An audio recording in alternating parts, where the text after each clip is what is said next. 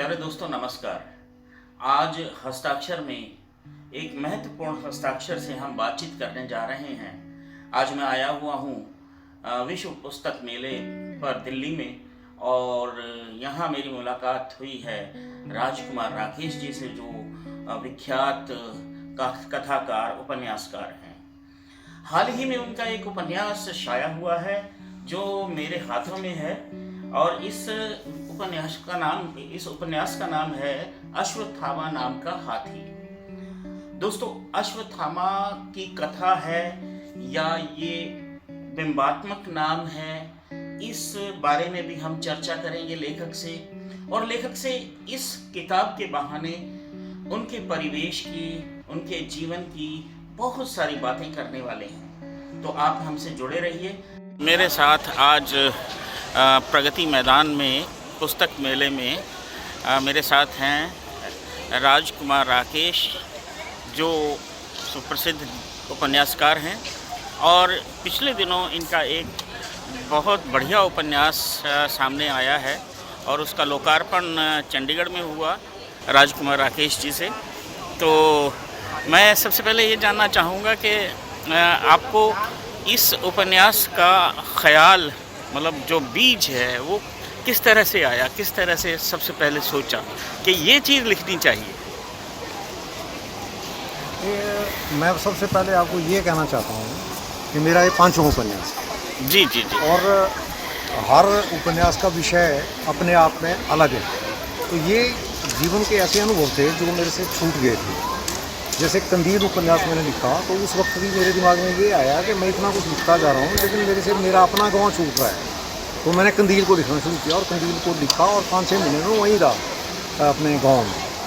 और वहाँ तो नहीं लिखा, लेकिन वहाँ उन पुराने अनुभवों को समेटा, वापस आके चंडीगढ़ में जाके उसको लिखा। और जब इस उपन्यास को मैं लिख रहा था 2017 से, ये जो अश्वत्थामा नाम का हाथी है, तो शुरुआती दौर में इसका नाम कुछ और रखा था, लेकिन जैसे जैसे काम आगे बढ़ा तो मुझे लगने लगा कि जो इसका कथानक है वो कुछ और कह रहा है, कुछ और कहने की कोशिश कर रहा है। जब लॉकडाउन हुआ 2020 में, तो 3 साल मैंने उसको बड़ा इंटेंसली लिखा, कमरे में बंद हो गया, बाहर निकला ही नहीं, और 3 साल उसको लिखता रहा। अरे तो अब बहुत सारे दोस्तों ने पूछा, मैंने एक वीडियो भी जारी किया था पीछे फेसबुक पर, कि इसका अश्वत्थामा नाम का हाथी उपन्यास का नाम क्यों है, क्या ये महाभारत की कथा है या अश्वत्थामा की कथा है?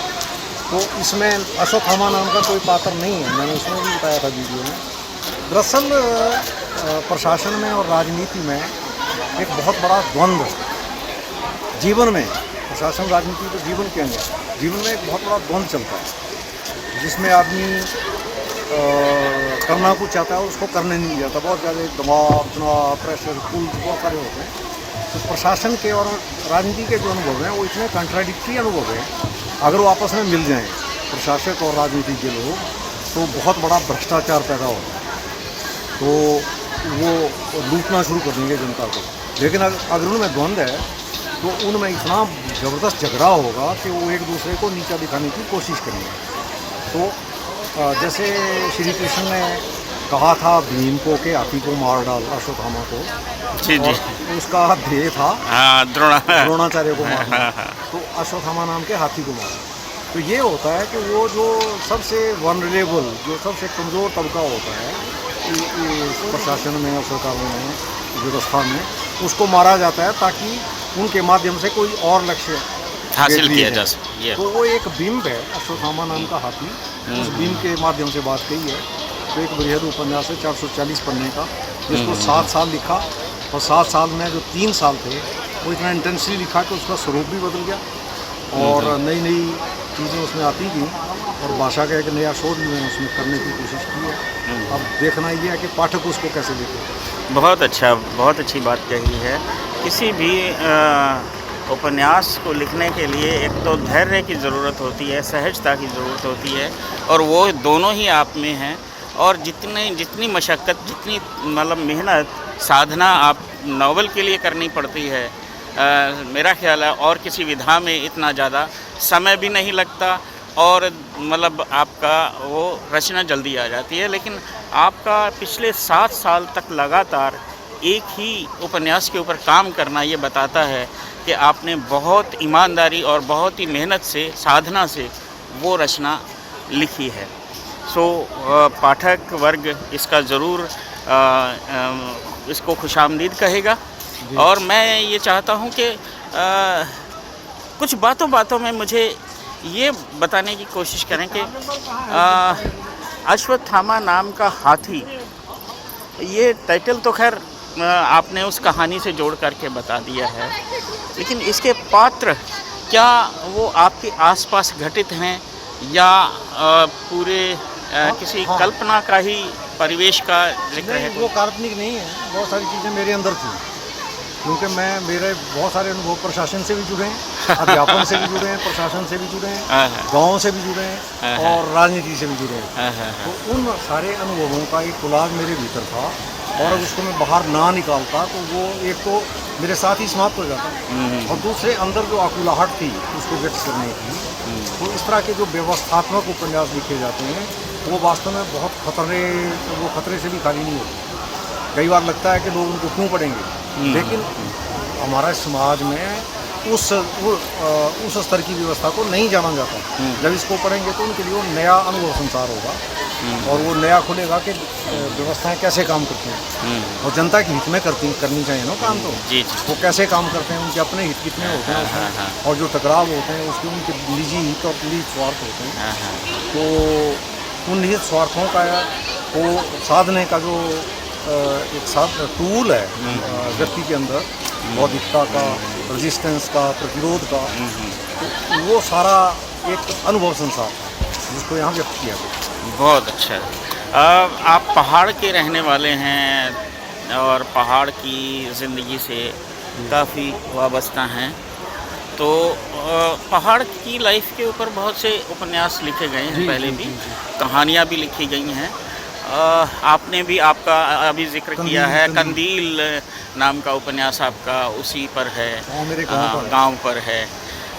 इधर देखने में ये आता है कि अभी आपने एक एरिया कवर किया होगा जो आपका मंडी का एरिया है या आपके गांव का एरिया है, उस आसपास का।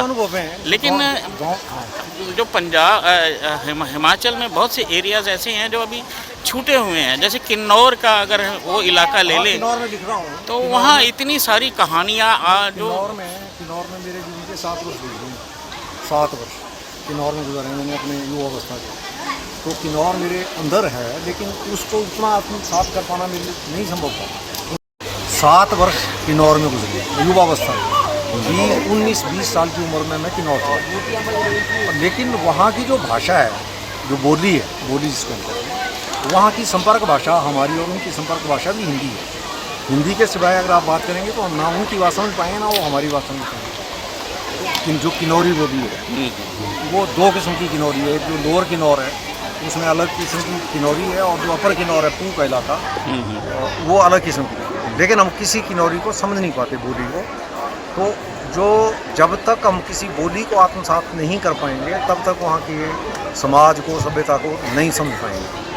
तो मैंने बहुत कोशिश की उस वक्त, हालांकि इतना नहीं था मेरे दिमाग में कि मुझे लेखक बनना है, नहीं तो और ज़्यादा करता, शिद्दत से करता। तो जो भी अनुभव वहाँ के थे उनको मैंने अपनी एक आत्मकथा कह सकते हैं, प्रतिज्ञान की धरती नाम से मैंने लिख दिया है। उसमें किन्नौर भी आएगा, उसमें हर वो जगह आएगी जहाँ मैं रहा हूँ। हिमाचल प्रदेश की बहुत अच्छी सारी स्थितियाँ और सारे वो मेरे जीवन के 50 वर्षों तक की कहानी है। वाह, 1964 से लेकर 2001 तक। तो उसमें किन्नौर का जिक्र भी है, एक पूरा चैप्टर। तो किन्नौर को जो मैंने समझा, जो उनकी सभ्यता थी, जो उनके परंपराएं थी, जो उनके आपसी सामाजिक रिश्ते हैं, वैवाहिक रिश्ते होते हैं, उन चीज़ों को सबको मैंने जितना भी आत्मसात कर पाया तो मैंने लिखने की कोशिश उसमें प्रतिज्ञान की धरती में की है। तो देख, मैं जब लिखना शुरू किया 1984-85 में, तो मैं अपने गाँव में था, युवावस्था में अपने गाँव में था, और वहाँ गांव के पात्र पकड़े। मुझे कहानी की ज़्यादा समझ तो थी नहीं, गांव के 3-4 पात्र पकड़े उन्हीं के नाम। अच्छा, वो नाम अब भी हैं, वो 3 नाम है उसमें चढ़तू, भूरा और घोना। तो पत्थर तोड़ते थे, मिस्त्री थे। तो मेरी दोस्ताना था उनसे, मैं भी जाता था छत में बैठ के उनके पत्थर तोड़ते देखता था, गप सप करते चिल पीते थे। तो कभी मैं भी चिल मार देता था। तो उन पे कहानी लिख रही चढ़तू, भूरा, घोना, पात्रे, पत्नी और मुंह के बीच नाम से, और विपाशा में वो प्रकाशित है। अच्छा अच्छा अच्छा। तो मेरी वो पहली कहानी थी, वो 1986 में छपी, और मेरी प्रतिनिधि कहानी में वो पहली कहानी है। अब देखिए वो गांव, उस वक्त का जो गांव था वो लिखा उस कहानी में, और बाद में लिखा होगा। कंदील में मैंने अपने गांव को दोबारा लिखा। तब स्थितियाँ बहुत बदल गई थी 2015 में, 1985 में और 2015 में 40 साल, 30-35 साल, 30 साल का फर्क है, 40 साल। तो उसमें स्थितियाँ बहुत सारी बदल चुकी थी। तो वो जब वो गांव जब लिखा तो उसमें भी त्रासदी थी।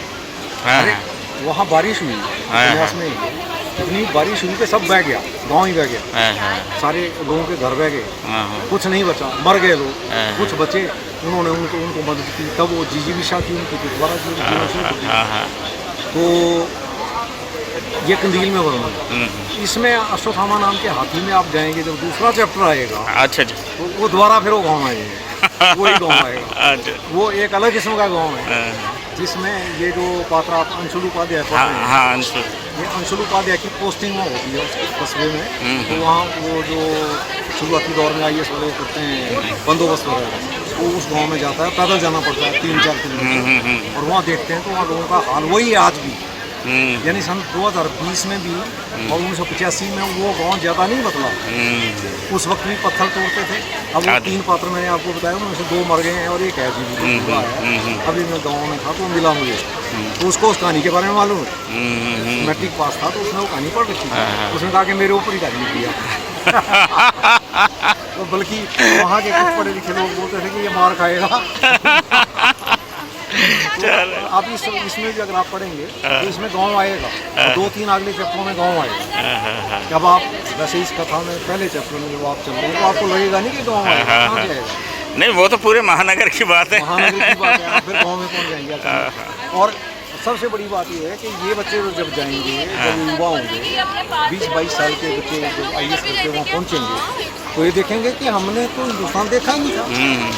दिल्ली में पढ़े, दिल्ली में रहे, और बड़े बड़े घरों में पैदा हुए, कोई कमी नहीं थी, कारों में स्कूल जाते थे। लेकिन जब वहाँ गए तो लगता है उनको कि हमने कहाँ भारत देखा हुआ था।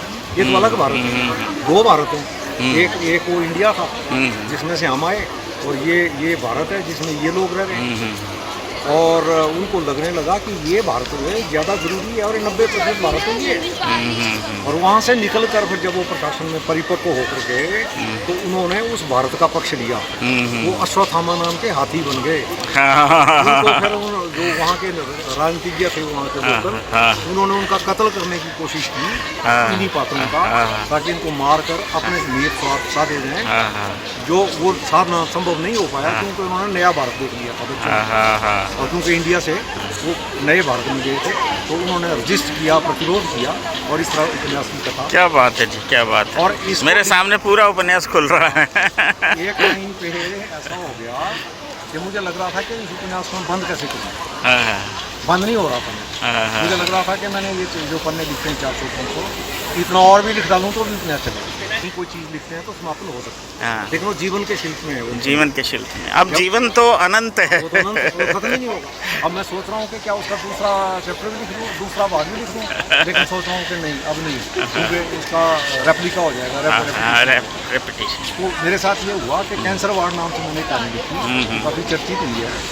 कैंसर वार्ड नाम से संग्रह भी है, और हिंदी कहानी में भी कैंसर वार्ड है। तो उसका भी मुझे लगा कि ये पूरी नहीं हुई कहानी। तो उस कहानी को मैंने दोबारा लिखना शुरू किया, तो उत्तर कैंसर वार्ड से एक और कहानी बन गई है। वो दोनों तकरीबन एक हैं। जो मूल कहानी है वो बेहतर है, दूसरी कहानी उसका रेप्लिका बन गई। तो उसका बहुत अर्थ नहीं था, नाम लिख तो उसको ज़्यादा फर्कना पड़ता, लेकिन वो ज़रूरी हो गया था ना, मेरे अंदर से निकालना भी जरूरी होता है कई बार। अश्वत्थामा नाम का इसका दूसरा भाग नहीं लिखूंगा।